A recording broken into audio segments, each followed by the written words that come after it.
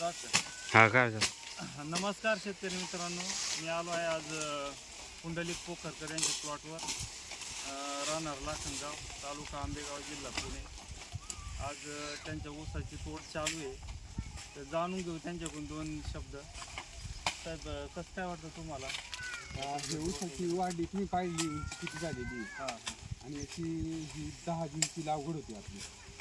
आणि हे बाकीचे तोड ऊसाची वाढ हे तोडणारे बाबा आहे ना, यांना विचारा तुम्ही कसे तोडतात आणि त्यांनी कसा ऊस पाहिला की. साहेब, आतापर्यंत तुम्ही भरपूर शेतकऱ्यांचे ऊस वगैरे तोडले असते, भरपूर त्याच्यामध्ये शेतकऱ्यांचे ऊस तोडले, पण असा ऊस आम्ही बघितला नाही. 15 वर्षापासून आम्ही ऊस तोडवलं, पण हा ऊस एकदमच लांबला आहे. म्हणजे काय वाटतं याच्यामध्ये तुम्हाला? आता शेतकऱ्यांच्यावर आहे ते, कसं खत टाकणं, मटेरियल टाकणं, त्याच्यावर शेतकरीवर अवलंबून आहे ते. म्हणजे किती कांडी होते साधारणतः हा ऊस? साधारण हा 45-50 पर्यंत आहे. आणि कांडीचं एक नंबर आहे, पण त्यासोबत ऊसाला वजन पण चांगलं आहे. वजन पण चांगलं आहे ऊसाला, आणि तोडायला फार जमत नाही. ओढून जाम होतो माणूस, लय वाढलेला आहे.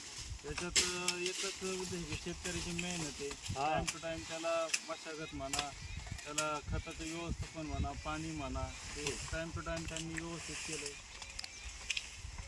म्हणून हा ऊस एवढा वाढलेला आहे.